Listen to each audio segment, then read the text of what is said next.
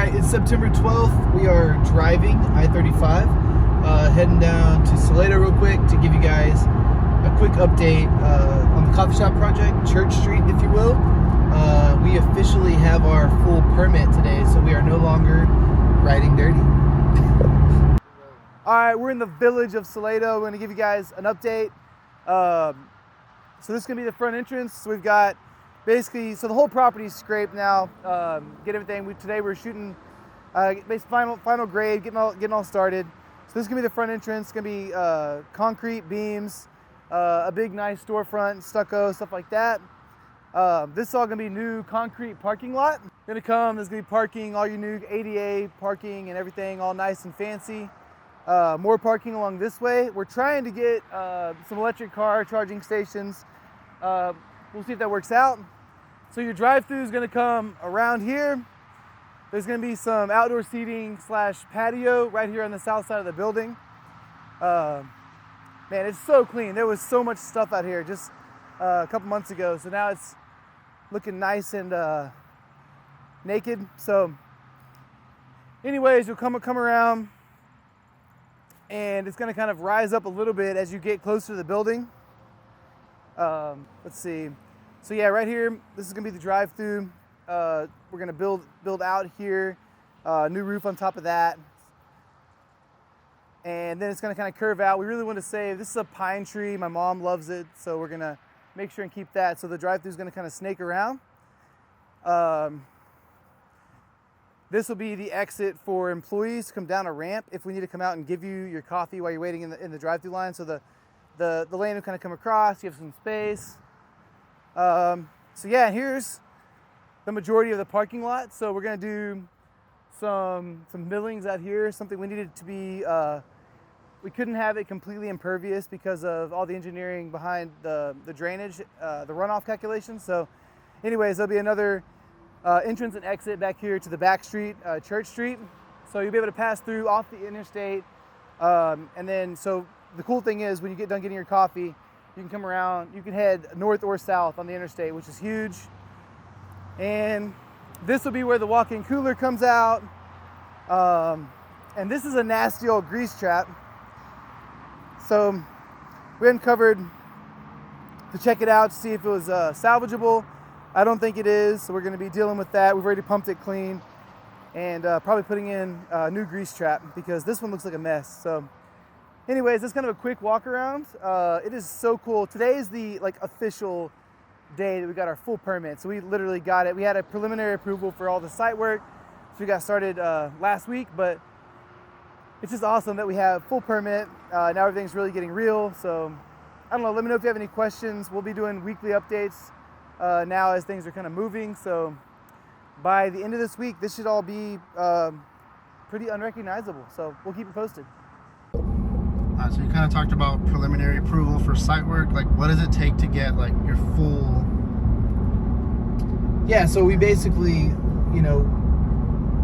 there's over 70 pages of plans between everything the architect submitted. So mechanical, electrical, plumbing, all the site work.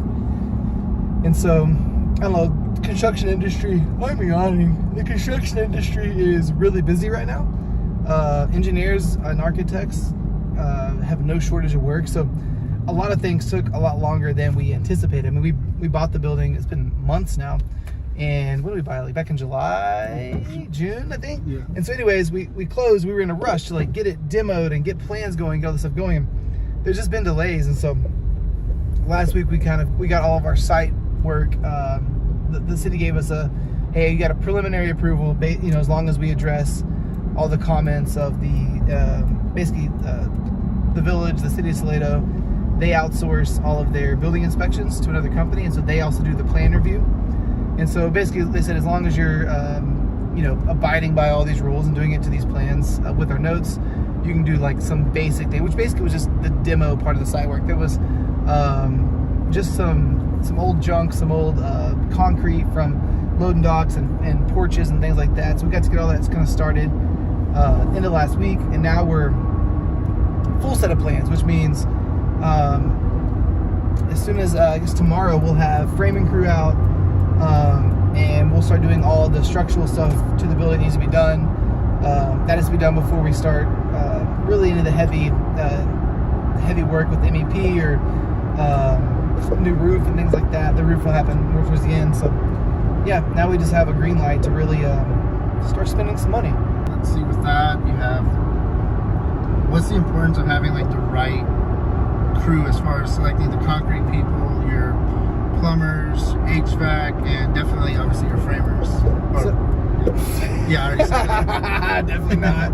No, so most of the people that are going to work on this project, so Reed and I both grew up in this area, so pretty much all the major subs are going to be people that we've known for a long time. So that's kind of a cool thing about this project is like we're local and we know a lot of the people that are going to be doing the work. So really looking forward to, there's a lot of trust in that. If somebody's known you since you were a kid, in theory, they're not going to, mess you around. So it's also going to be a lot of fun just having another level of kind of open communication.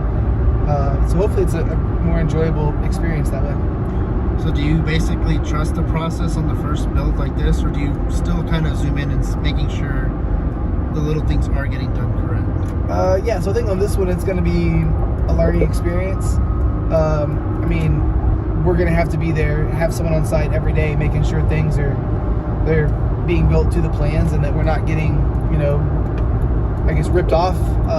But yeah, so I think it's a balance. And as we get going and do more of these, we'll have a good set of subs that beyond the friendship we have with them that we can trust and know kind of who we need to lean on and who can be kind of left to work without a micromanager. So yeah, it's the first one, so it's going to be a real learning experience. So I guess we'll see when it's over. So another question, just kind of with two projects going on at once, 222 in Belton and then Church Street in Salado, how do you balance who's working where and who's watching what's happening? So yeah, on these first couple, Colin is going to be expected to, he's our superintendent, he's going to be bouncing really back and forth, and the main thing is just making sure that he's staying in contact with all of our subs and all of our suppliers to make sure that we're keeping the ball rolling in the right order of operations. And then Reed's got the most construction experience of the two of us, so inevitably he'll get pulled as well to kind of make sure that we're reading the plans and make sure that we're staying on it. But two it'll be tough at certain times, but really it's manageable because they're 10 minutes apart.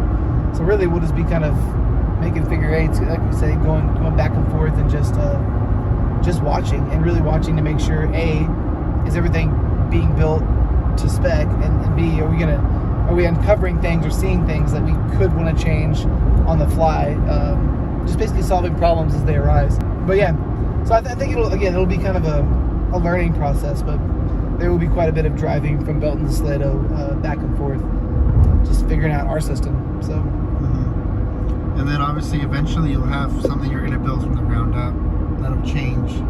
It'll be a little different. This one's pretty close. We're doing all the site work and all the MEP, and very little of this existing structure is actually good. A little bit of the framing and the rock exterior, and some of the decking on the roof.